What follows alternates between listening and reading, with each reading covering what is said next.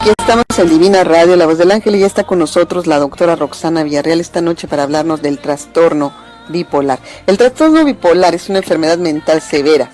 Las personas que la sufren experimentan cambios drásticos en su estado de ánimo. Pueden pasar de estar muy energéticos, muy enérgicos, muy excitados, eufóricos, o irritables, a sentirse tristes, desesperanzados y luego comenzar el ciclo nuevamente. Frecuentemente tienen estados de ánimo normales entre uno y otro ciclo. A las sensaciones de euforia se les llama manías y a las de tristeza y desesperanza se les llama depresión. El trastorno bipolar puede provenir de una tendencia familiar. Suele empezar al final de la adolescencia o al inicio de la edad adulta. Si no se trata, el trastorno bipolar puede dar como resultado el deterioro de las relaciones interpersonales, bajo desempeño escolar o laboral e incluso llegar hasta el suicidio. Para eso está esta noche nuestra invitada especial de todos los miércoles, la doctora Roxana Villarreal, especialista en psiquiatría. Buenas noches, doctora, ¿cómo está usted? Muy bien, Lupita, ¿cómo estás tú? Pues ya aquí. Mucho gusto nuevamente saludándote. Muy felices ya esperándola. A todos buenas noches, aquí está la doctora Roxana Villarreal y pues sí, nos gustaría muchísimo que nos diera un panorama real de lo que es este trastorno bipolar que estamos comentando esta noche. Ya está mucha gente conectada, doctora, de verdad, esto ha causado un gran revuelo porque creo que muchas personas pues queremos escuchar de qué se trata, cómo se puede atender, cuáles son los síntomas, en fin, todo lo que conlleva a este trastorno tan común, si se pudiera decir hasta cierto punto, en el mundo. Doctora, estamos listos.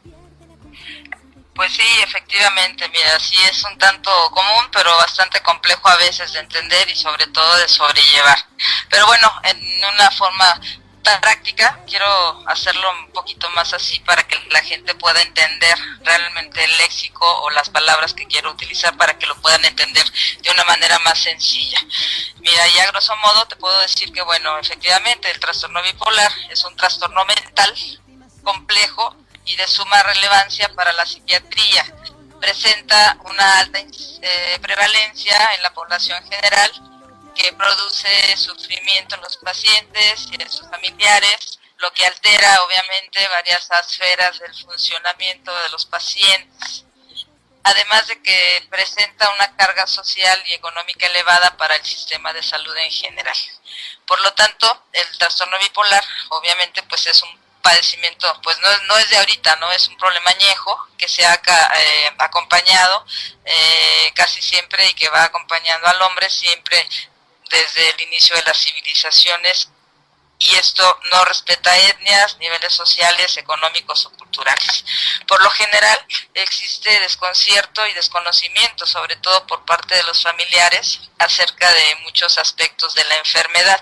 Esto lógicamente hace que se produzcan dudas y sobre todo ideas bastante erróneas que en vez de ayudar al paciente lo complican aún más y el problema de salud se agrava cada vez obviamente más y más. Por otro lado, es muy común que al paciente se le dificulte entender y aceptar su problema y muchas veces la principal causa justamente del abandono en el tratamiento se debe precisamente al desconocimiento de los riesgos que se corren al dejar el medicamento. La falta de apoyo y comprensión de los familiares es un factor que también influye mucho en el desarrollo y en la evolución del padecimiento, ¿no? Eso sería como un panorama general en sí al tema de lo que vamos a hablar. Ok, ¿cómo daríamos inicio con la definición de lo que es el trastorno bipolar, doctora? Bueno, mira, para definirte lo que es el trastorno bipolar, te puedo decir, ¿sí me escuchas bien? Perfectamente bien, muy clarito. Ok, perdón, ok. Bueno, mira, para definirte lo que es el trastorno, puedo decirte que es una enfermedad del ánimo que comprende fases o episodios generalmente severos, tanto de depresión como de manía. Las personas que padecen la enfermedad experimentan casi siempre periodos donde su estado de ánimo cambia, pasando de etapas de tristeza, apatía y desesperanza o episodios de depresión como tal, a etapas de euforia, irritabilidad y ánimo exageradamente elevado, lo que se conoce como lo que conocemos como tal, como episodios de manía. Estos periodos se alternan entre sí, por lo que al paciente experimenta una especie de sube y baja a nivel emocional, en el que en ocasiones se intercalan periodos variables de normalidad. ¿Ok? Eso es prácticamente lo que vendría siendo en sí la definición del trastorno bipolar. Digo, hay más definiciones, pero bueno, creo que la más sencilla para que la gente o los radioescuchas que están ahorita entonando la estación o escuchando la estación puedan quedarse con esa definición, ¿no? Bien, doctora. Este es un trastorno muy común. Sí, de alguna forma sí, mira. Los trastornos de la salud mental representan 4% de las 10 causas principales de discapacidad. Esto obviamente es una cifra muy alta, pues indica que cada 10 personas que tienen alguna incapacidad, 4 de ellas tienen su causa en un trastorno mental. Los trastornos de salud mental que se producen... Sí, doctora. Doctora, creo que se le cortó la comunicación a la doctora, entonces vamos a intentar conectarla nuevamente. No se desesperen, si tienen preguntas pueden ponerlas en mi muro, porque en realidad pues a mí me encantará saber qué es lo que ustedes opinan de esto que estamos hablando esta noche. Aquí está la doctora con nosotros. Perdón, doctora, se nos cortó momentáneamente. Se perdió. Sí, te decía, mira, que los trastornos de salud mental que se producen con más frecuencia en los países desarrollados son principalmente 4. Empezaríamos hablando de la depresión grave o clínica, seguida obviamente del trastorno maníaco-depresivo o trastorno bipolar, la esquizofrenia y el trastorno obsesivo-compulsivo. Ahora bien, de alguna forma se calcula que en un 22% de las personas adultas, 1 de cada 5 padecerán en algún momento algún trastorno mental, diagnosticándose esto anualmente.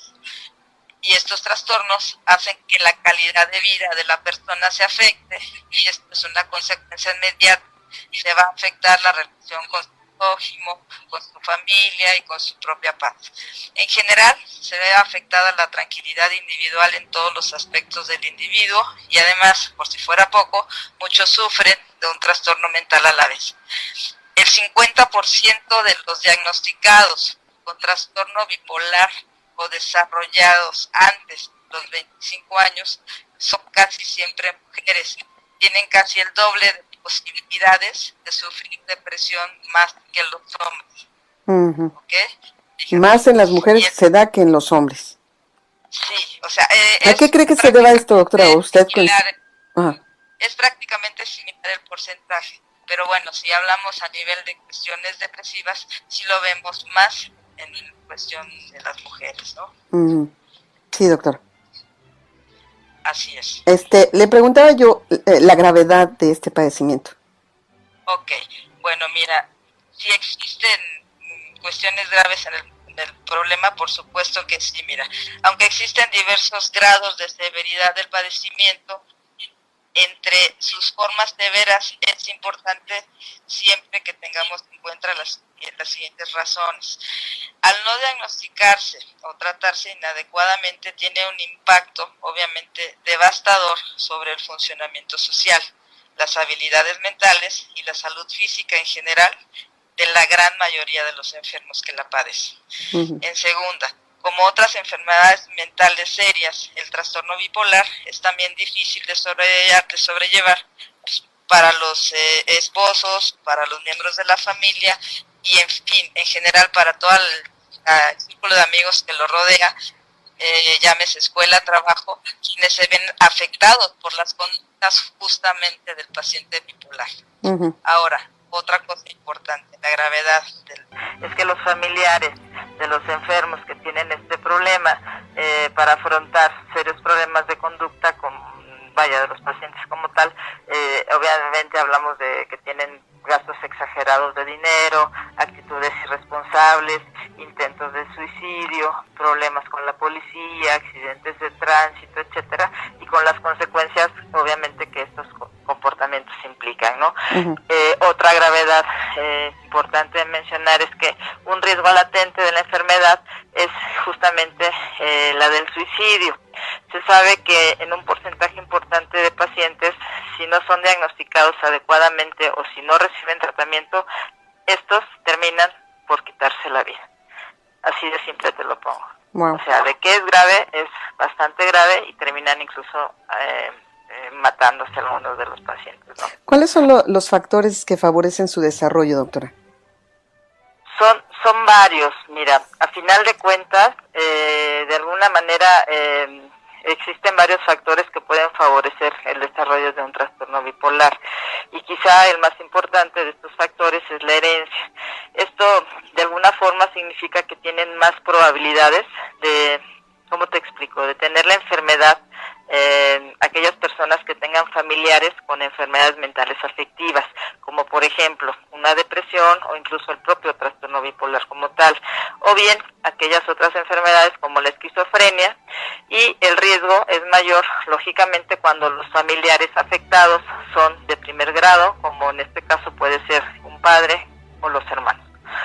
También algunos estudios señalan que es posible que algunos niños diagnosticados con problemas de conducta, como el trastorno por déficit de atención con hiperactividad, con obvias dificultades para concentrarse, dificultad para estar tranquilos o para estar quietos, o bien simplemente con algún otro trastorno de conducta, como se presenta, por ejemplo, en importantes dificultades para relacionarse con los demás, puede tener serias actitudes de rebeldía o de reto ante la autoridad, contra los padres o contra los profesores, y sobre todo oponerse a las normas de disciplina en la escuela o simplemente en la forma de comportarse, y ser completamente temerario e irreflexivo. Esta gente tiene mayor probabilidad de desarrollar posteriormente un trastorno bipolar.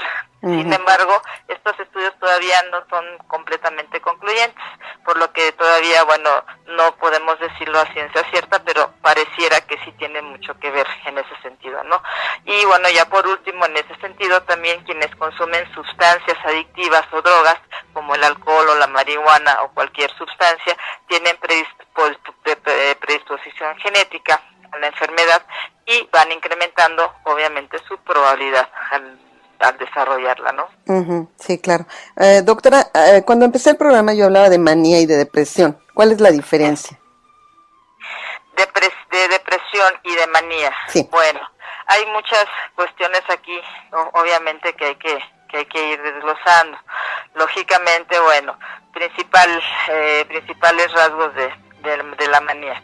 Bueno, mira, primero, cuando hablamos de un cuadro de manía, hablamos de que hay un incremento de energía y de actividad, hay tolerancia al cansancio, hay un incremento en la velocidad de los pensamientos y del lenguaje, o sea, el paciente empieza a hablar sumamente rápido, hay una fluidez de ideas, pensamientos exageradamente también rápidos, y su lenguaje es igual. Hay sentimientos de euforia y de energía extrema, están sobre todo muy jubilosos, ¿no? Hay una extrema irritabilidad y fácil distracción, son gentes que constantemente se están distrayendo y viendo para todos lados y están atendiendo sin atender. No se concentran. No se concentran, efectivamente. Tienen obviamente una gran disminución en la necesidad del dormir, son gentes que duermen poco o que de plano no duermen, llegan a ese extremo también. Claro. Puede haber creencias incluso irreales sobre las propias habilidades y capacidades, o sea, son gentes que pueden tener la fantasía de que pueden lograr cosas que lógicamente por su potencialidad o su capacidad a lo mejor no podrían ser capaces de lograrlo, pero ellos piensan que sí lo pueden lograr. Claro. Tienen un pobre juicio en todos los sentidos. Son gentes con conducta constantemente diferente a lo habitual. De repente pueden ser tranquilos y de repente estar maníacos o andar acelerados, gritando, eufóricos, sonriendo a veces de la nada, haciendo chistes exagerados y a veces absurdos, ¿no? Okay. Son gentes con un incremento del deseo sexual. La libido les incrementa, curiosamente, y están constantemente buscando tener vida sexual y hasta se vuelven bastante promiscuos también. Hay abuso de sustancias como el alcohol, lógicamente, como estimulantes o como medicamentos incluso para dormir, cuando llegan a tener insomnio, ¿no? El comportamiento de ellos es muy provocativo, son gentes extrovertidas o agresivos hasta cierto punto, y son también muy seductores, eso también es muy característico en ellos. Y sobre todo pues hay negación de que en ellos algo anda mal. Ellos piensan que a lo mejor los demás están percibiendo mal las cosas en ellos, pero realmente están empezando a tener errores de juicio y fallas en su conducta, que ellos son los últimos en darse cuenta de esto, ¿no? Claro. Sí, doctor. Lógicamente, bueno, la fase depresiva del trastorno bipolar se caracteriza por una evolución notoria e importante del estado de ánimo, y esta se puede expresar lógicamente con tristeza, con apatía, con pesimismo, con desgano o una disminución o pérdida de interés en lo que antes solía satisfacerle, ¿no? También puede caracterizarse simplemente por no reaccionar positivamente ante estímulos que normalmente generaban antes alegría o bienestar, como por ejemplo recibir una noticia buena, encontrarse con una persona querida. En algunas ocasiones la depresión se puede expresar incluso hasta en un estado de enojo o de irritabilidad, y no es raro que en esa fase de depresión el paciente sea una gente que se sienta culpable sin motivo aparente, o que se considere con su malestar sea por como una especie de castigo por haber cometido algún error. Puede haber también incluso alguna fatiga o lentitud para pensar o para reaccionar, sobre todo en ese sentido a nivel de depresivo, ¿no? Ahora, los síntomas principales de depresión, bueno, lo que decíamos de depresivo, bueno, principalmente es la tristeza continua y persistente, hay una ansiedad y un vacío afectivo, hay sentimientos de desesperanza y de pesimismo, de derrota, hay sentimientos de culpa, se autocastigan casi siempre, y la desesperanza es exagerada o a veces sin fundamento. Hay pérdida de intereses en las actividades habituales, incluyendo, te digo, la cuestión sexual, hay disminución de la energía vital, y obviamente se sienten cansados, abatidos y muy fatigados en forma excesiva. Tienen dificultad para concentrarse, para dormir o mantener la atención, permanecen callados, permanecen aislados, no socializan, dificultad para tomar decisiones también es muy evidente que las tienen inestabilidad para lograr sus objetivos, tienen alteraciones en el sueño, a veces no duermen bien, hay insomnio, o duermen mal, o de plano no duermen nada, pérdida del apetito y baja de peso, o aumento o incremento incluso también del apetito o del propio peso corporal. Y obviamente también hay dolores físicos, como pueden ser dolores musculares, dolores de huesos, dolores articulares, de cabeza, en fin, somatizaciones diversas. Claro. Prácticamente eso sería la diferencia entre un cuadro de manía y un cuadro depresivo. Doctora, ¿cómo se da el inicio del trastorno? ¿Cómo comienza? El inicio. Bueno, mira, prácticamente el inicio puede ser, como tú lo mencionabas al principio del programa, ¿a qué edad se presenta con más frecuencia? Principalmente, bueno, el trastorno bipolar puede iniciarse en cualquier época de la vida. No obstante, la mayoría de los casos se da en la etapa adulta temprana, aproximadamente hablo entre los 18 y los 25 años de edad. La edad de inicio más frecuente es entre los 20 y los 25 años. Sin embargo, cada vez es más común encontrar casos en que a veces se ven incluso en adolescentes. Pueden también sufrir por primera vez ataques o ciclos del trastorno bipolar personas incluso hasta mayores de 40 años, y esto ya se conoce como un trastorno bipolar de inicio tardío. El trastorno bipolar, que se desarrolla en personas ancianas, tiene menos probabilidades de estar relacionados con un historial de trastornos en la familia. Es más probable que tenga relación, por ejemplo, con problemas médicos o neurológicos, como pueden ser enfermedades vasculares del cerebro, como una apoplejía, o alguna otra cuestión neurológica, y los pacientes que presentan trastorno bipolar en fases más tardías de la vida suelen tener el antecedente de haber padecido episodios de depresión unipolar durante varios años. O sea que este trastorno se puede dar durante el ciclo de la vida en cualquier momento. Sí, totalmente, o sea, puede ser incluso desde la niñez, pero se hace mucho más manifiesto entre los 18 y 25 años de edad. Y ya cuando hablamos de un trastorno bipolar en la vejez, ya hablamos de un trastorno bipolar de inicio tardío. Hay tipos de trastornos bipolar, según estábamos platicando usted y yo. ¿Cuáles son esos tipos de trastorno bipolar, doctora? Sí, mira, normalmente hay dos tipos de trastornos bipolares. Podemos decir que el trastorno bipolar presenta diversas variaciones o subtipos de acuerdo a ciertos aspectos. Por ejemplo, dependiendo de los síntomas que se manifiestan en un determinado episodio. Hay variaciones en la frecuencia de los episodios, variaciones en la intensidad de los mismos, en fin, mil cosas, ¿no? El identificar estas diferencias es útil, ya que te sirven, o por lo menos a uno como médico, nos sirve para utilizar, para poder decidir cuál es el tratamiento que más le va a convenir a cada paciente en particular. Prácticamente, para no hacer tanta bola a los radioescuchas, podemos decirlo de una manera práctica, que podemos dividirlos en trastorno bipolar tipo 1 y trastorno bipolar tipo 2.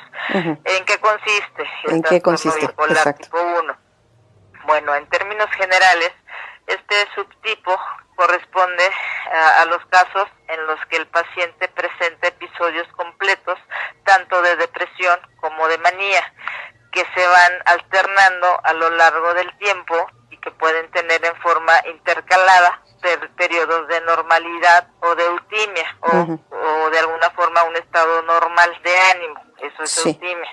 Como podemos ver, la clasificación de este subtipo se basa en la en la presencia de cambios típicos o de episodios, y no toma en cuenta aspectos tales como números de episodios, frecuencia, severidad o duración de los mismos.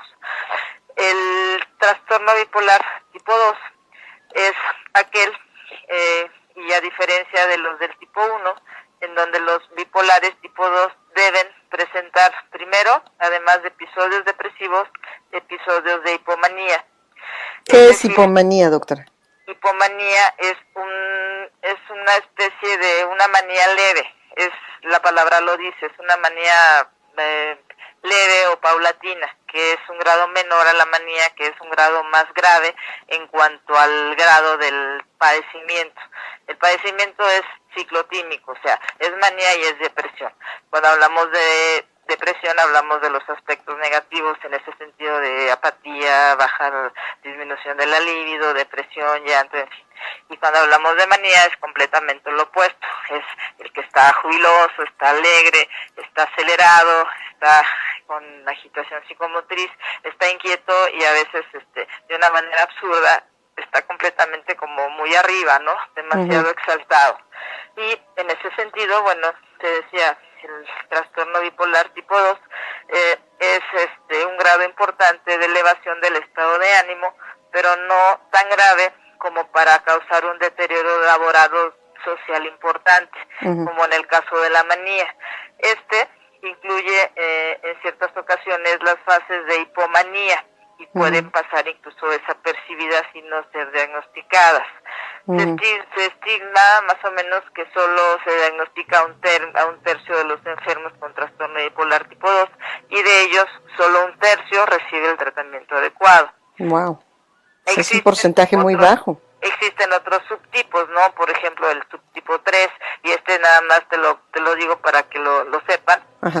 Es aquel que se refiere a aquellos pacientes que presentaron un episodio de depresión y que después de haber tomado algún antidepresivo presentan un cambio súbito a hipomanía o manía. es decir, el cambio se da por efecto de la medicación y no de manera espontánea como los otros casos. Ajá. Sí, esa es la diferencia. Pero realmente, digo, en forma práctica podemos dividirlos de esta manera para que más o menos se entiendan el tema, porque a veces hablarlo, si para el psiquiatra a veces es un tanto complejo, imagínate para un radioescucha que no sabe nada o nada de medicina, en ese sentido es difícil a veces entenderlo, ¿no? Claro. Tratemos de hacerlo. Tenemos varias preguntas, doctora. ¿Le podría realizar las preguntas? ¿Mandé? ¿Le podría realizar algunas preguntas, doctora? Sí, por supuesto. Me dicen, estimada Rox, ¿podrías aclararnos qué diferencia existe entre la bipolaridad y los estadios maníaco-depresivos? Sí, de hecho ya los mencionábamos, la bipolaridad es justamente eso, es la enfermedad que se caracteriza porque tiene dos polos, la depresión y la manía. Y la depresión, los síntomas principales, los decíamos, ¿no? Los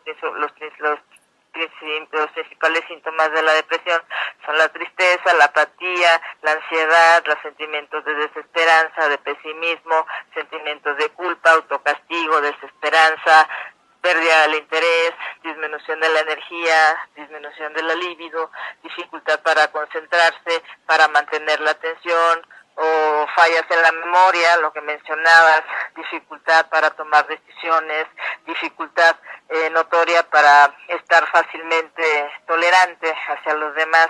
Son gente muy irritables, ¿no? Hay alteraciones en el sueño que pueden ir desde el insomnio o el hecho de dormir en exceso, por ejemplo, ¿no? Hay pérdida del apetito, por lo tanto, si no comes, bajas de peso, o por el contrario, incrementas tu comida y por lo tanto incrementas tu peso corporal. Claro. Nos hacen una pregunta. Síntomas somáticos como dolores diversos que ya mencionábamos. Esto es de lo depresivo. Y en cuanto a lo maníaco, pues decíamos que es cuando el paciente se siente incrementado en su energía y actividad, está con sentimientos de euforia y de energía externa, está en una extrema irritabilidad y fácil distracción, disminución de la necesidad del dormir. Son gentes que están en vigilia toda la noche, duermen muy tarde, duermen poco, descansan poco, tienen pobre juicio de su realidad, tienen una conducta o incluso una forma, una vestimenta a veces un tanto extrafalaria, tienen un incremento del deseo sexual, se vuelven hasta cierto punto promiscuos, tienen abuso de alcohol, abuso de drogas, estimulantes o medicamentos para dormir, tienen comportamientos provocativos o muy seductores, y lógicamente eso, bueno, también satisface su necesidad sexual. Y bueno, lo que decíamos, todo eso es en cuanto a lo maníaco, y lo otro es lo opuesto, que es lo depresivo. Me preguntan aquí desde Dallas, Texas, Marisol Zavala, a quien le mandamos un saludo muy cariñoso, la queremos muchísimo.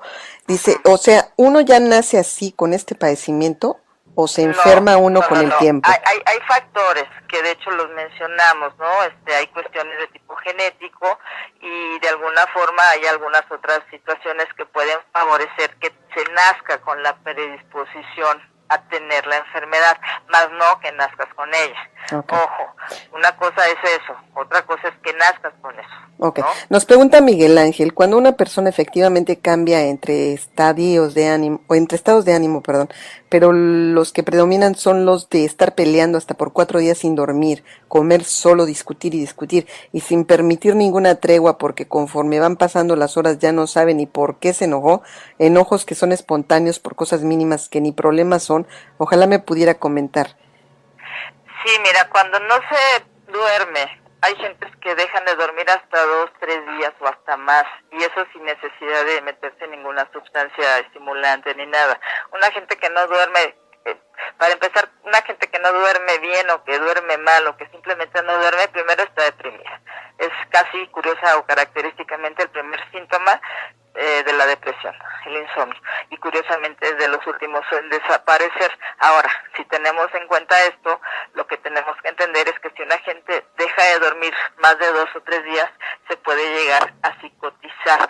Cuando digo psicotizar, es cuando la gente se sale de la realidad y a salirse de la realidad, lo he dicho infinidad de veces en tu programa, sí, es cuando empiezan a alucinar que los están siguiendo, que los están observando, que les están hablando en la cabeza, que escuchan voces, sonidos, que les dan órdenes, que los insultan, que les dicen lo que tienen que hacer, que tienen ideas delirantes, que pueden ser místicas, pueden ser, en fin, de diversas formas, o incluso alucinaciones visuales, pueden ver cosas que los demás no son reales, que para los demás no son reales, más sin embargo para ellos sí. sí. Pueden incluso sentir que los tocan, son sensaciones táctiles, Quiero son anestésicas. Quiero entender que entonces, olores que no son agradables, que solamente ellos pueden percibir, y en ese sentido son alucinaciones que pueden llegar a la persona a hacerlo todavía más agresivo y sobre todo más potencialmente agresivo tanto para él como para los demás. Quiero entender, doctora, entonces que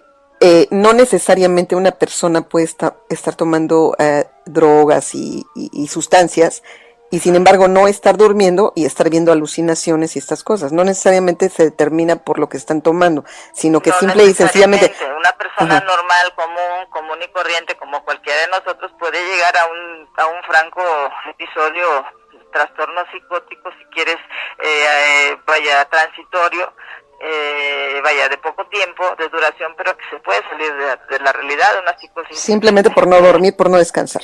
Nos preguntan, saludos a Roxy, ¿cómo te das cuenta de que una persona tiene síntomas de trastorno bipolar? ¿Cuáles son las señales? De parte de Lisbeth González. Precisamente los últimos en darse cuenta son las personas que lo padecen. Los que casi siempre nos dan la información son precisamente los familiares, quienes acuden con uno al consultorio y nos empiezan a decir justamente las actividades que el sujeto está presentando. De ser una persona normal, aparentemente de repente empiezan a ser exuberantes, se maquillan en exceso, salen sin motivo, caminan, tienen dromomanía, que es caminar sin motivo aparente, empiezan a ser seductores, empiezan a reírse en la nada, empiezan a estar muy jubilosos, empiezan a hablar muy rápido, tienen fuga de ideas, no llegan a meta, no tienen conciencia de enfermedad, en fin, hacen cosas completamente que antes no hacían, ¿okay? Eso es en la cuestión maníaca. Y cuando es una cuestión depresiva es todo lo contrario, ven que la persona se aplatana, se aísla, no habla, no come, se encierra, llora, empieza a sentirse mal, culpable, baja autoestima, en fin, todo esto, ideas de muerte, intentos suicidas, y es cuando, ojo, también aquí es otro foco rojo, porque esto a la larga puede a esta gente llevarlos, lógicamente, tanto al psiquiátrico, a la cárcel o a la muerte. Claro, aparentemente son ciclos, la duración entre los estados de ánimo tienen una duración medianamente específica, pero me parece que la bipolaridad responde a cambios abruptos en tanto que los maníacos depresivos responden a ciclos de mayor prolongación, ¿será, doctora? Sí, porque mira, el trastorno bipolar, trastorno como tal, el trastorno maníaco depresivo, conocido en la actualidad como trastorno bipolar, es un padecimiento mental de larga duración o evolución que afecta, como ya se dijo, el ánimo o afecto de las personas. Es más que un simple cambio del estado de ánimo. Los pacientes bipolares experimentan periodos donde su estado anímico se altera, pasando por cuadros tanto de manía, eufóricos o irritables, como de depresión. También ya lo mencionamos, pueden estar incluso aquí incluidos periodos o estados mixtos con mezcla de síntomas de manía y de depresión. Es en una forma muy breve, no es un esquema así. Por ejemplo, tienes una eutimia, que es un estado de ánimo normal, de repente baja a depresión, de repente sube a manía y de repente viene la hipomanía, que es un poquito menos de la manía, y luego viene otra vez la cuestión depresiva y nuevamente sube otra vez el pico, donde el paciente se acelera y todo pasa. Por eso es esto de la ciclomanía, ¿no? Claro, doctor. Bueno, pues bipolaridad. Estamos hablando también de muchos conceptos aquí y bueno, yo quería preguntarle cómo se puede coexistir con una persona con trastorno bipolar. ¿Cómo convivir? Sí, ¿cómo convivir con ellos? híjole, con mucha paciencia, con mucho entendimiento y con mucha comprensión. Mira, una persona que esté en tu familia, que sea portador del problema, no es nada sencillo. Es una gente que te va a traer problemas en todos los sentidos. Desgaste emocional, desgaste físico, desgaste económico, porque implica que lo lleves al médico, que le compres medicamentos que no son nada, pero nada baratos.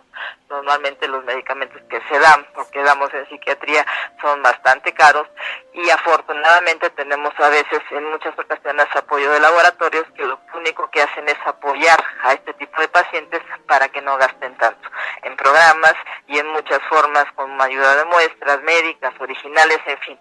Y eso, bueno, ya cada médico lo maneja y lo trata con el paciente como él lo considera.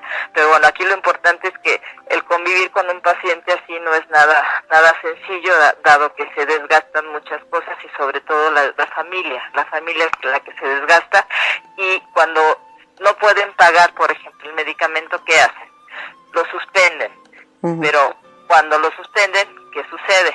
La gente, eso es muy normal en la consulta psiquiátrica, y creo que en cualquier consulta. Llega el paciente y dice: doctora, ya me siento bien, ya no me tomó el medicamento. Ah, qué bien. Pero luego regresan a los 2-3 meses. ¿Por qué? Porque las recaídas que tuvieron son 1000 veces más graves, y entonces todo les pasa.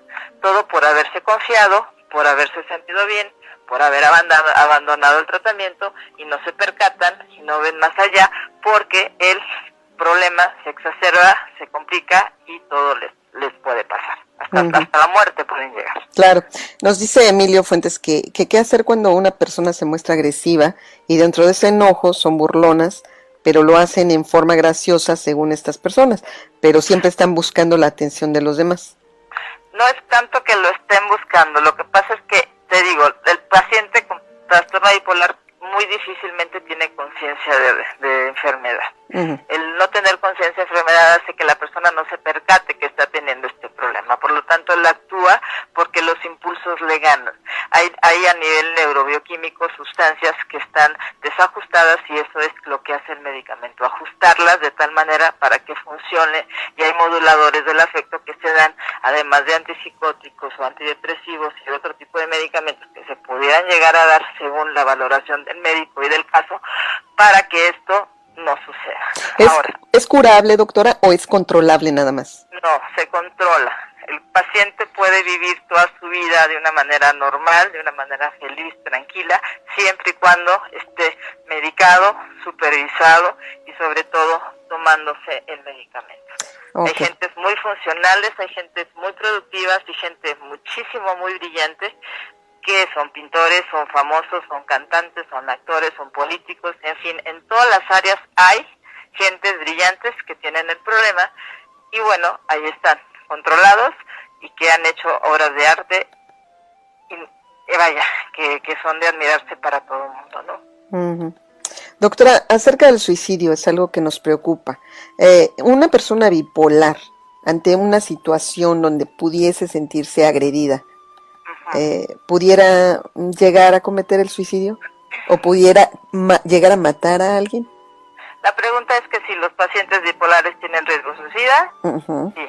Bueno, mira, te diré. Efectivamente, al hablar sobre la gravedad del padecimiento del trastorno bipolar en los pacientes que lo padecen, el riesgo de suicidio, te decía yo al principio, es bastante elevado. Se calcula que aproximadamente el 19 de todos los bipolares en algún momento de la enfermedad han intentado suicidarse. La mayoría de los que intentan el suicidio se encuentran deprimidos, pero el estar en manía también ponen en riesgo a los pacientes, principalmente cuando esta situación va acompañada con síntomas psicóticos, que es lo que te decía, cuando el paciente empieza a alucinar, a ver cosas, a escuchar voces, a percibir cosas que para los demás no son reales, pero para él sí lo son. Obviamente el riesgo se vuelve mucho más latente y se exacerba cada vez más. Sin estar exageradamente preocupados, hay que mantener siempre alerta, o hay que estar siempre alerta ante cualquier indicio que haga suponer que el paciente tiene ideas o deseos de quitarse la vida. Este riesgo se va incrementando por factores tales como, por ejemplo, vámonos a lo más sencillo, lo más práctico, por Dios, señores, la soledad, el aislamiento y un pobre apego al tratamiento médico. Sin embargo, también hay que considerar que muchas veces el paciente no expresa directamente estos deseos y que los manifiesta por medio de actitudes y conductas indirectas. El mismo enfermo debe estar consciente que en esos momentos se pueden presentar ideas sobre el suicidio. Y es ahí donde la importancia de tener confianza y de hacerlas saber al médico es importante para que él actúe en consecuencia y se evite la muerte de alguien que luego estemos lamentando. Claro. Nos pregunta Constantín que, si le puedo preguntar, doctora, que si se puede decir que la mayoría de los cocainómanos son bipolares. No necesariamente. El consumo de las sustancias adictivas, llámese alcohol, llámese cualquier droga, pudiera llegar a favorecer una situación de trastorno de bipolaridad, mas no todos los bipolares necesariamente tienen que consumir. O sea, sí se da, hay comorbilidad en este sentido, pero no necesariamente una cosa va de la mano con la otra, no necesariamente. Hay rasgos incluso de personalidad que pueden hacer que alguien caiga más fácilmente en las drogas que otros, y hay otras que definitivamente por más que le pongas la droga encima jamás lo van a hacer, ¿no? Claro. No es fácil entonces aceptar que se padece este trastorno, ¿verdad, doctora? No es fácil, da miedo, da vergüenza, da mucha pena y sobre todo, ¿sabes qué pasa? Que estigmatiza. Una gente que tiene un problema, déjate trastorno bipolar, cualquier situación psiquiátrica estigmatiza y lo que es diferente da miedo. La gente le tiene mucho miedo a ir al psiquiatra porque piensan que ya el ir al psiquiatra es estar loco o estar mal o que eso es solamente para gente que no es normal, cosa que obviamente nada de eso es cierto. Ahí hay que concientizar más a la gente para que se dé cuenta que a veces simplemente una cuestión de ansiedad, una cuestión de depresión, una cuestión de angustia o de insomnio, no necesariamente habla de locura. Una locura es una situación un tanto más grave y locura es una situación o una palabra tal vez que ya no está tanto en uso, que se sigue usando desgraciadamente, pero que realmente no es la más adecuada. En todo caso sería un trastorno mental y todo tiene solución. Claro. Todo es cuestión de ponerse en manos de la gente adecuada, del profesionista adecuado y en el momento adecuado, a fin de evitar situaciones más graves, que todo se complica después si no lo hace, ¿no? Esta es una pregunta en general. ¿Una persona bipolar se le puede forzar a ir al psiquiatra o no? No es que se les trate de forzar. Mira, si el paciente estuviera en contra de ir, bueno, ¿qué puedes hacer? Tratar de hacer labor de convencimiento, tratar de que incluso los médicos o las personas de salud mental vayan, hablen con él, tratar de orientarle, darle folletos, en fin, tratar de que le caiga el 20, pero tampoco lo puedes llevar forzado. Digo, hay situaciones en las cuales habrá necesidad de que el paciente se tenga que internar, y no porque él quiera, sino porque es una urgencia, y como urgencia se tiene que tratar, también ya lo hemos hablado varias veces en el programa. Un intento de suicidio no es cualquier cosa, no es un juego. La vida del paciente está corriendo peligro. Y a veces no es tanto, a veces ni siquiera la del paciente, a veces es la del papá, la mamá, la del hermano, la de los hijos, en fin, quien esté ahí. Se puede, independientemente de lo moral, ¿se puede caer en una situación legal por no atender a una persona con bipolaridad? Si está a tu cargo, puede ser que sí. Digo, en diferentes países se maneja diferente, pero si es, por ejemplo, aquí en México, si el paciente estuviese en un momento dado renuente a internarse, se hace una carta de responsiva donde el paciente acepta su internamiento que no es tan voluntario, pero que está aceptando ingresar sin ser de su voluntad, porque eso deslinda a la clínica, al médico que los está tratando o al médico que lo está tratando y obviamente al paciente, porque también él está dando su consentimiento a la vez sin darlo, ¿no? Porque también dentro de todo pues sabe que necesita el apoyo, aunque no esté muy convencido, necesita el apoyo, y si no se lo das, tú que tú eres familiar, imagínate, después la culpa no te la vas a acabar. Claro. ¿No? Una pregunta, doctora. ¿Ignorar a la persona bipolar es una solución? ¿Ignorarla? Ignorarla. Decir, esta persona, nosotros Dependiendo, catalogamos, esta persona es bipolar, la catalogo así, y como ya me tiene enfadado y no puedo con ella o con él, la ignoro. Que se retire de mi espacio, porque en realidad no puedo con ella o con él. Te estorba. Me estorba. Mira, puede ser, esa ya sería tu decisión, pero bueno, si es bipolar, primero habría que confirmar que realmente lo sea. En segunda, ¿qué tanto te está afectando como para que tú tengas la necesidad de ignorarla? Te está haciendo daño, te está agrediendo, te está hostigando, te está molestando, te está siguiendo, te está amenazando. ¿Qué está haciendo en ti o qué está generando en ti para que tú te tengas que ver obligada incluso a ignorarla? O que a veces igual ella lo que está haciendo es también, incluso digo, habrá de todo y no me van a dejar mentir. Habrá gentes que dentro de su enfermedad aparentemente pueden aparentar, valga la redundancia, tener una situación mental, pero en el fondo no lo tienen tanto, porque muchas veces actúan de tal manera que lo hacen consciente para llamar la atención. Se puede, incluso hasta de esa manera recibir ayuda. Se puede enfermar la familia, el entorno familiar al tener una persona, sí. Pero por supuesto que sí. O sea, es como el depresivo, ¿no? Tú no puedes ver a alguien de tu familia muy allegado que sufra. ¿Por qué? Porque te duele a ti también. Y el esquizofrénico igual, es muy desgastante. No se diga, por Dios, un alcohólico y un adicto, no se digan. Creo que son de los pacientes que más desgastan, y mis psiquiatras, mis amigos y colegas psiquiatras no me van a dejar mentir.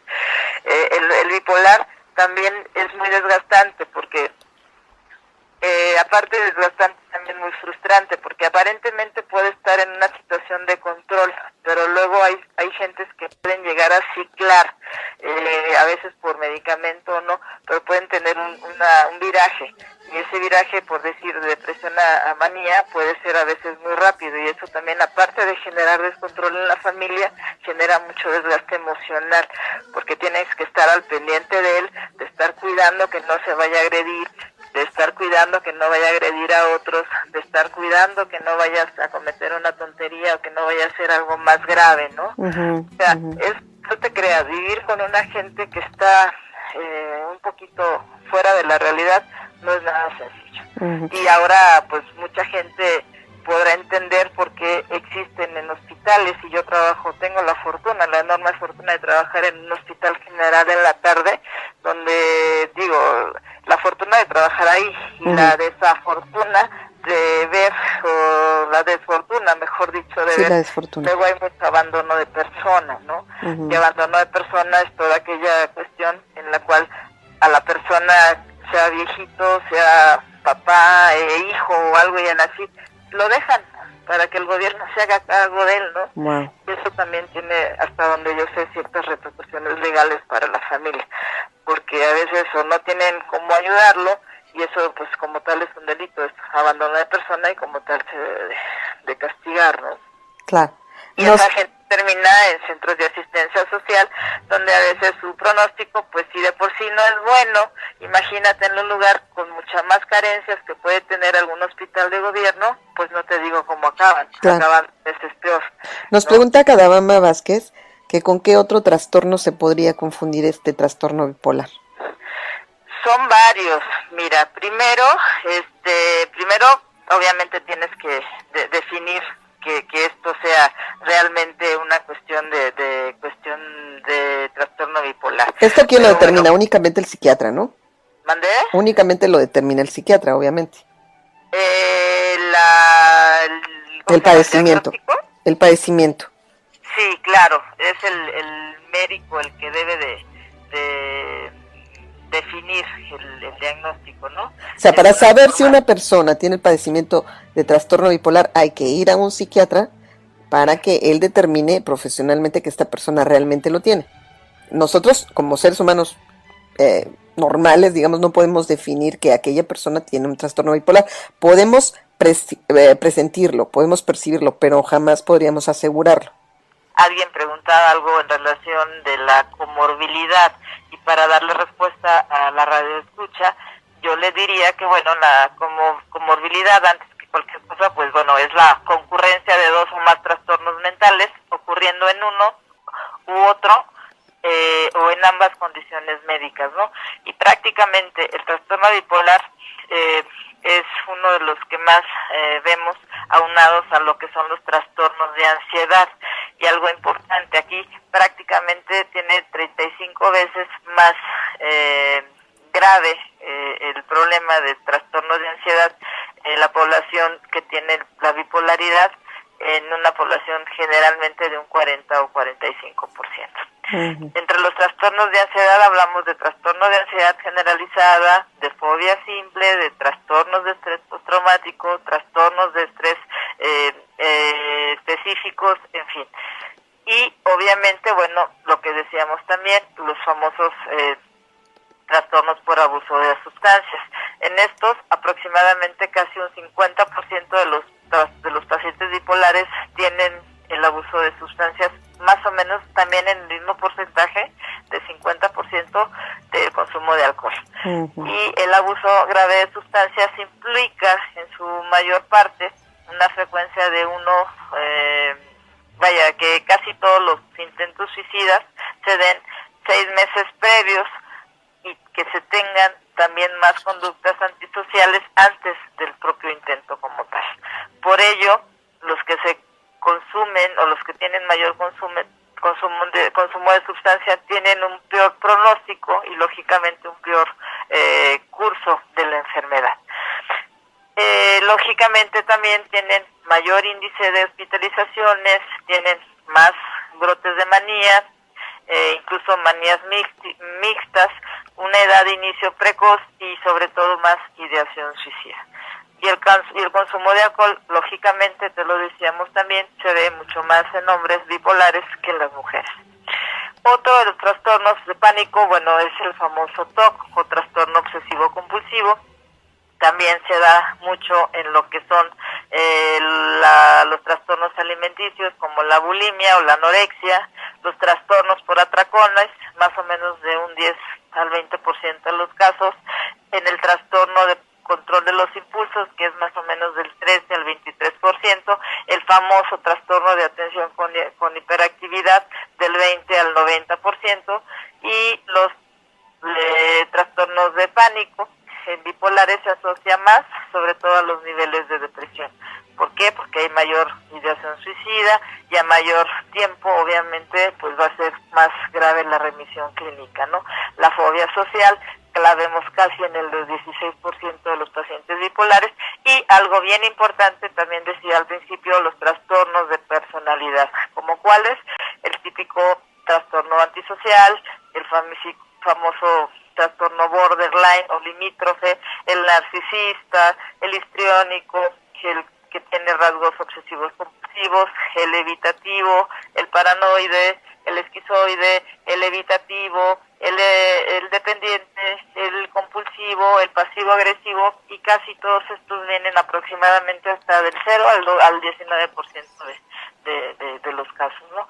Y bueno, la migraña, que también podemos meterla en la comorbilidad, y esto ya es un poquito más o menos del 20 al 45% de Nos comenta María allá en Houston, nos dice que la bipolaridad es un desbalance químico en el cerebro, serotina y otro químico en el cerebro, y decía que sentía que estaba enredando un poquito el tema con otros síntomas. Sí, hay justamente hay una situación ahí de desequilibrio neurobioquímico en la cuestión incluso de la propia depresión también, ¿no? Y lo que hace el medicamento es precisamente tratar de ajustar esta serie de mecanismos neurobioquímicos para que el paciente esté un poquito más funcional en varios sentidos, ¿no? Claro. Doctora, ¿qué sugerencias generales tendría usted para los pacientes que lo padecen? Híjole, pues es que son varios. Específicamente lo quieres que a nivel de familiares, a nivel del paciente que lo padece. Pues ambos, yo creo que sí sería una situación muy muy importante para los familiares y también para la persona que lo padece. Bueno, en ambos casos, ¿qué se puede hacer? Pacientes, a nivel de la familia, ¿cómo debe ser el rol de la familia?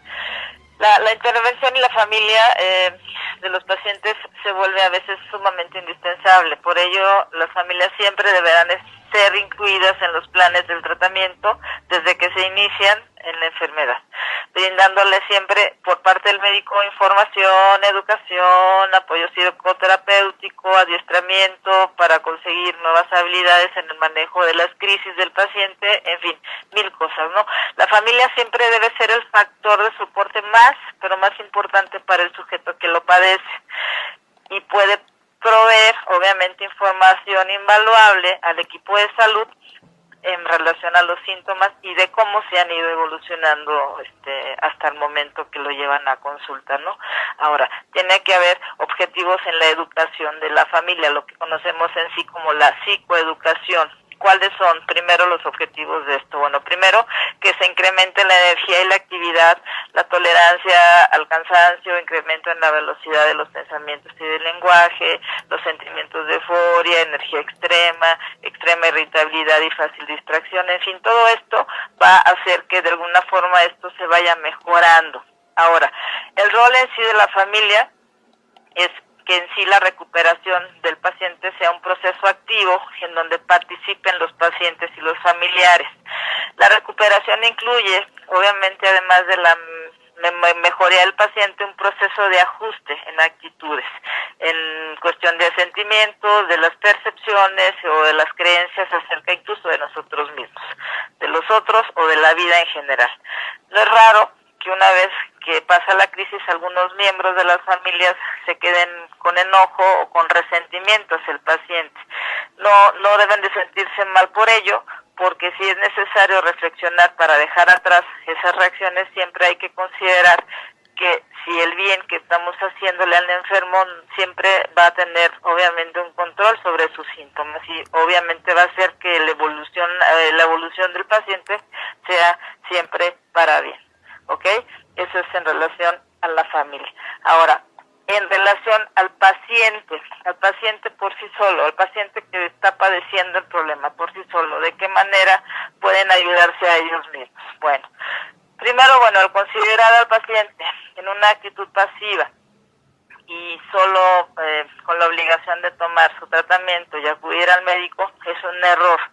Un paciente consciente de su enfermedad y con actitudes obviamente positivas ayuda a su mejoría, a su rehabilitación, y la siguiente obviamente ya van a ser sugerencias que van a ayudarle mucho más en diferentes aspectos. Por ejemplo, yo a un paciente bipolar le digo, tienes que aprender sobre tu enfermedad y tu tratamiento. Tienes que también tener en cuenta que existen grupos de apoyo, que hay personas bipolares igual que tú, donde además vas a recibir educación sobre la enfermedad, se te va a brindar consejos, se te van a brindar consejos de diferentes tipos, consejos prácticos para tus problemas y para que estos sobre tu vida diaria sean cada vez más fácilmente digeribles para ti, que puedas tener más interés en tu vida en general, que puedas estar más atento a tus cambios en el estado de ánimo y reconocer los síntomas de alarma en las recaídas, porque si te das cuenta, a final de cuentas, todo esto te va a ayudar a tener una mejor evolución de tu padecimiento. Claro. Tienes que tomarte el medicamento tal como te lo indico yo como psiquiatra tratante, no como a ti se te da la gana, no cuando se te olvida o cuando no lo quieras tomar o te confíes, lo dejes de hacer, porque, ojo, eso te va a favorecer tus recaídas, entonces todo pasa nuevo. Tienes que recordar que tu enfermedad es controlable con el medicamento, con tus seguimientos, con tus sesiones y sobre todo hacer lo que te pedimos como médicos, ¿no? Tienes que estructurar siempre tu vida diaria en la medida de lo posible y evitar situaciones de conflicto para que te generen ansiedad y se exacerbe tu situación de bipolaridad. Tienes que tener evidencia de que mantener siempre una estructura regular en tus actividades va a disminuir siempre tu riesgo en las recaídas. Tienes que tener una lista de familiares y amigos cercanos que te puedan ayudar en caso de recaídas y evitar una situación de riesgo mucho más grave, ¿no? Tienes que tener un patrón de sueño regular, dormir siempre en forma suficiente y en forma adecuada y en tus horas. Tienes que evitar estimulantes, depresores del sistema nervioso central, como obviamente alcohol, drogas, todo lo que implica esto. Tienes que limitarte al consumo del café, al consumo del tabaco, y si es posible, pues deja de tomarlo simplemente, ¿no? Tienes que hacer ejercicio diario, tratar de comer a tus horas, como debes, una dieta balanceada, y sobre todo participar en grupos de autoayuda que siempre te van a rescatar en todos los sentidos de tu vida, ¿no? Claro. Y eso es prácticamente lo que yo le digo a los pacientes con este tipo de trastornos. Digo, hay infinidad de cosas, pero bueno, creo que de una manera rápida, creo que hasta cierto punto sencilla, se abarcó el tema. Hay muchas cosas todavía más que... Hay dos preguntas más, doctora. Una me está preguntando Paloma Lin, cubana, ella, hermosa. Me dice que si la bipolaridad es heredable. Ya lo dijimos al principio, hay factores de tipo genético que no necesariamente porque algún familiar tenga una carga grave del problema, necesariamente tú lo vas a hacer. O sea, existe la predisposición genética a que puedas llegar a presentarlo, más no que nazcas con él, pero la predisposición genética siempre va a estar latente. Y hay otra pregunta por Estrella de Angelis Lima, que está hasta allá, hasta Argentina, a la que le mando muchos saludos. Ella quiere saber si es normal que las personas que dejan de tomar antidepresivos les suceda que sienten como si en la cabeza hubiese descargas eléctricas, como si un cable se estuviera en cortocircuito, en este caso bajo control médico. ¿Se refiere a efectos físicos, doctora? Efectos físicos del medicamento. Bueno, yo primero le preguntaría, ¿ya se tomó alguna vez algún electroencefalograma? Eso habría que saber, a ver si nos contesta, ¿no? Porque obviamente, digo, primero, como psiquiatra, lo primero que yo hago es descartar que haya algún daño de organicidad. Organicidad es todo aquel daño neurológico a nivel cerebral que genera descargas paroxísticas, que son descargas eléctricas a nivel del cerebro, que es cuando la gente se pone irritable, violenta, agresiva, y de repente tiene unos cambios de humor tremendos que no los aguanta ni Dios padre. Ajá, es como el epiléptico, ¿no? El típico que convulsiona, que de repente le da el ataque y empieza a atacarse y se cae y todo pasa, ¿no? Obviamente esa gente ni es malintencionada ni lo hace porque quiere convulsionar, lo hace porque de repente en su cerebro llegan descargas enormemente grandes de descargas eléctricas que hacen que convulsione. Y eso pasa muchas veces en los focos irritativos, sobre todo a nivel del lóbulo temporal, ¿no? Sí, ella dice que todo está perfecto, en perfecto estado, si hay exámenes y todo. No hay daño de organicidad. No hay ningún daño, no hay nada. Ok, está normal. Pueden ser efectos del medicamento, puede haber alguna tensión por ahí, alguna cuestión de ansiedad. Lo que decíamos, los trastornos de ansiedad son prácticamente los que más se dan en conmovilidad con los trastornos de bipolaridad. Y aparte, bueno, los rasgos de personalidad, si es histriónica, narcisista, esquizoide, en fin, todo lo que mencionaba ahorita, digo, puede ser que mucho eso también se esté favoreciendo en lo que estás sintiendo, pero también, ojo, los efectos secundarios del medicamento pueden generarte infinidad de síntomas. Los antidepresivos normalmente te generan mucha resequedad de boca, ganas de tomar agua, lógico, ganas de ir al baño, te dan un poco de mareo, sensación de sed, náusea, estreñimiento, diarrea o vómito incluso. Ojo, puedes presentarlos o puedes no presentar nada. Se te quitan después de la segunda semana. Los neurolépticos, que son los medicamentos antipsicóticos que se dan para quitar las alucinaciones en los pacientes que ya están deschavetados y oyendo cosas y completamente en otro boleto, son los famosos neurolépticos. Estos generan efectos secundarios más graves, sobre todo los típicos, ¿no? Que son, salivación excesiva, rigidez enorme de piernas, de torsión del cuello, inmovilización para moverte, incluso movimientos extrapiramidales, temblores, es así como si estuvieras echándole azúcar a los churros, así fácilmente, como el Parkinson, ¿no? De hecho, síndrome del Parkinson es algo similar, estás completamente acatísico, o incluso en un caso muy grave el famoso síndrome neuroléptico maligno, que ya son cuestiones más graves por el mal uso del neuroléptico. Hay correctores que se dan para evitar esos efectos secundarios como el viperiden, y lógicamente, bueno, pues el carbonato de litio, que es para mantener estable al paciente, y muchos otros moduladores del afecto, como pueden ser carbamazepina, lamotrigina, carbacina, en fin, infinidad, ¿no? Son varios. Doctora, nos dice Miguel Ángel, una pregunta directa. Yo estoy prácticamente divorciado porque nunca había un cambio de actitud real y ya que los problemas eran demasiados, pero por otro lado, también entiendo esto como una enfermedad. ¿Qué hago? ¿Vale la pena? ¿Puede haber un cambio o definitivamente es irreversible? Él nos está explicando durante toda la entrevista todas las etapas y todos los sufrimientos que ha tenido que pasar con su pareja. Entonces él le preguntaba que si vale la pena intentar, que si cree que haya un cambio, que si se puede lograr algo. Mira, una persona bipolar es bipolar y va a morir bipolar. Si está controlada, qué bueno, pero es difícil porque son gentes muy inestables. O sea, difícilmente pueden estar con alguien. ¿Cuánta gente bipolar se casan 5, 6, 7, 8 veces?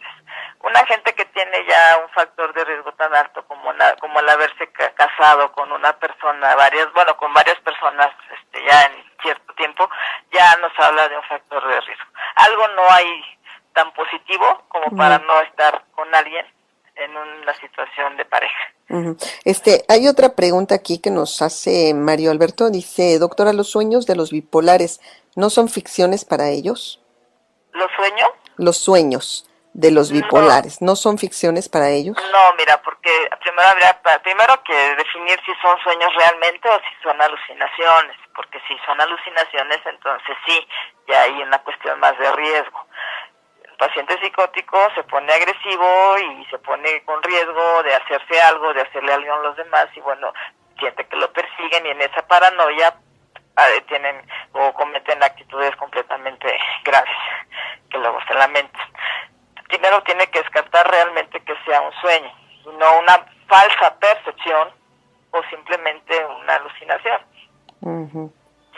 Híjole, doctora, tiene un montón de preguntas. ¿Qué hacemos? Adelante, dímelas antes de que acabe el programa. Pues es que hay mucha gente que tiene muchas dudas. Realmente para mí así como que, cuánto no me imaginaba que iba a haber tantas preguntas al respecto, pero creo que sí es un tema que causa mucha controversia y causa mucho miedo también y mucha curiosidad, porque a lo mejor de alguna manera todos hemos pasado por esto o hemos tenido a alguien que ha pasado por esto, ¿no? Entonces, te digo, estigmatiza y todo lo que es diferente y que tiene una situación de marca negativa da miedo, ¿no? Sí, estaba buscando las preguntas porque, entre tantos comentarios se me han perdido. Por favor, no, espérame tantito. Es que hay una pregunta que nos hizo Edgar, pero Edgar se me ha perdido entre tantas preguntas. Por favor, si me la puedes repetir, porque me preguntó algo respecto a los diabéticos, pero ya la tenía yo ahí y se me fue, sinceramente. Entonces, si me la pudieras escribir otra vez para poderla preguntar, te lo voy a agradecer muchísimo. Creo que ya la hizo. Permítame, doctora. Dice, ¿dónde está Edgar? ¿Dónde está? Dios mío, es que son muchos los comentarios. De la diferencia de los síntomas de carácter del diabético y de un bipolar. Sí. ¿Hay diferencias? Sí, porque te digo, el bipolar obviamente no es... Mira, para hacértelo más sencillo, un bipolar o un paciente psiquiátrico es una persona que se orienta por la emoción, más no por la razón. Son impulsivos, son temerarios, no miden consecuencias. Dicen, hacen, explotan y no piensan el daño tan fuerte que le pueden hacer a alguien por algo que le dijeron. Pueden marcarle la vida a alguien en negativo, para mal siempre, obviamente, lastimándolo a veces simplemente, ya no con un golpe, con una palabra, con una actitud. Y luego, cuando ya están en una fase diferente, se arrepienten, pero en el momento son impulsivos. Y en el diabético, pues son más cosas más de tipo metabólico, más de tipo interno, más de otro tipo. Acá es más emocional el asunto, más irracional por ese lado, ¿no? Esa es la diferencia. Bueno, pues doctora, ha sido un tema bastante amplio. Le agradezco mucho de verdad su tiempo, sus conocimientos. Usted siempre nos viene a llenar de cosas interesantes el programa y realmente le agradecemos mucho que haya estado con nosotros. Me encantaría mucho que me dijera qué tema vamos a tratar la próxima semana para que todos los amigos que nos están escuchando pues ya de antemano sepan qué es lo que va a haber y regresen, porque hoy hubo muchísima gente conectada para escuchar a la doctora y a mí me encanta saber que pues tenemos tanto público con su programa. ¿Ha habido más que tiempos pasados? Más que tiempos pasados. Sí. Ah, qué bueno, eso sí. Significa que tu rating va subiendo. Eso su rating, doctora. Su rating, doctora. Me están preguntando sobre la fibromialgia. Ajá. Y la bipolaridad, la diferencia entre ellos. Bueno, la fibromialgia puede ser también causada por situaciones de tipo emocional, de tipo tensional, con problemas somáticos, depresión, dolores musculares, artríticos, en fin, y hay medicamentos excelentes para eso. Y digo, marcas comerciales sabemos, o hay muchas, y bueno, pregabalina, Lírica, por Dios, Pfizer, hay muchos medicamentos excelentes que son justamente para eso. Simalta también de Laboratorio Lilly. Son excelentes y con un apoyo excelente por parte de los representantes como por parte de los laboratorios. Bueno, pues ahí está. Doctora, ¿qué tema vamos a tratar la próxima semana? Ya sabe usted. Me parece, si no me recuerdo, que Nancy Castrejón, mi paisana de Acapulco, que quiero muchísimo y le mando un besote si es que nos está escuchando, parecía que quería o tenía mucho interés en que habláramos del niño autista. Híjole, sí, es muy interesante también. Los autistas puede ser un tema, puede ser un abanico enorme de posibilidades. Bueno, pues vamos a hablar de el autismo, ¿le parece? Si usted me lo permite, con todo gusto ahí estaremos. Y si Dios nos presta vida, ahí estaremos. Pues aquí estaremos el próximo miércoles con la doctora Roxana Villarreal. Ya estamos comprometidos con el tema del autismo y espero que ustedes nos acompañen. Llegar diversión, entretenimiento y sobre todo cosas que a ustedes les dejen algo y que puedan aplicar en su vida cotidiana. Gracias, doctora Roxana Villarreal, por haber estado con nosotros aquí en Divina Radio. Yo me quedo con ustedes unos minutos más. Doctora. Al contrario, Lupita, gracias a ti, gracias Radio Escuchas, como siempre por su preferencia y especialmente por su permanencia. Exactamente. Nos vemos otra semana que viene. Dios los bendiga y adelante.